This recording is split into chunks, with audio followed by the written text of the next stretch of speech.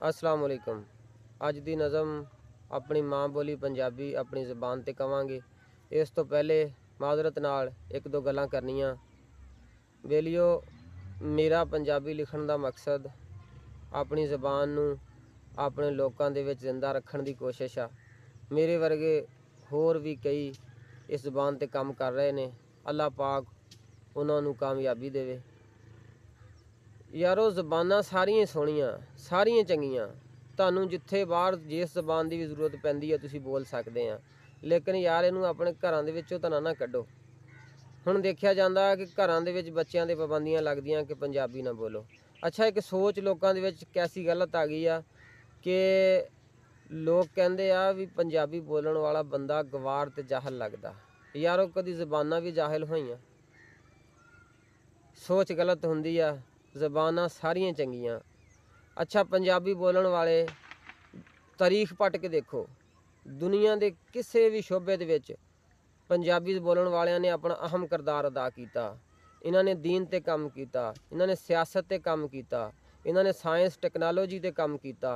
सूफी आरफ लोग पंजाबी बोलण वाले सन। बाबा फरीद नूं पढ़ के देखो, वारिस शाह नूं पढ़ के देखो, बाबा बुले शाह नूं पढ़ के देखो। बाबा बुले शाह ने फरमाया ना, बुलिया वेख असमानी उड़ते पंछी, वेख तो सही की करते, ना ये करते रिजक जखीरा, ना ही भुखे मरदे। वो बंदे ही करते रिजक जखीरा, बंदे ही भुखे मरदे। अपनी सोच नूं सही करो। सोच गलत हुंदी है, जबान माड़ी नहीं हुंदी। पठाणा नूं वेखो, तुहाडे सामने एक बहुत बड़ी मिसाल आ। दुनिया के हर खित्ते ते ने पठान।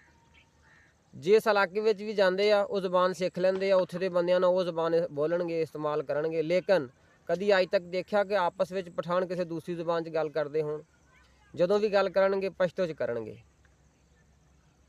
तो बहुत मेहरबानी आ अपने बेलियां दी, अपने पंजाबी जबान बोलण वालियां दी। इनू अपने घरां दे विच जिंदा रखो, इनू आपस च बोलिया करो। तो नज़म सुणाने आ, सरनावा मेरे बोल। मैं पुत्तर पंजाब दा, पंजाबी मेरे बोल। मैं पुत्तर पंजाब दा, पंजाबी मेरे बोल। ज़बानां सभे सोहणियां, पंजाबी है अनमोल। ज़बानां सभे सोहणियां, पंजाबी है अनमोल। क्यों अनमोल आ? ये बोली साडी मां दी ए, मां जही ठंडी छां दी ए। ये बोली साडे बापू दी, साडे सिर दे साईं राखू दी। ये बोली चाचे तायां दी, अब्बे नाल दे जायां दी। ये दिल विच साडे वस गई ए, लूं लूं दे विच रच गई ए। पंजाबियो इनू भुलियो ना, एवें सोच तकड़ी विच तुलियो ना। भावें करो पढ़ाइयां बाहर दियां, रज करो कमाइयां बाहर दियां, इनू दिल विच अपने याद रखो। इनू शाद ते आबाद रखो। ये संगी ये अकलापियां दी, ये बोली साडे मापियां दी, ये बोली साडे मापियां दी।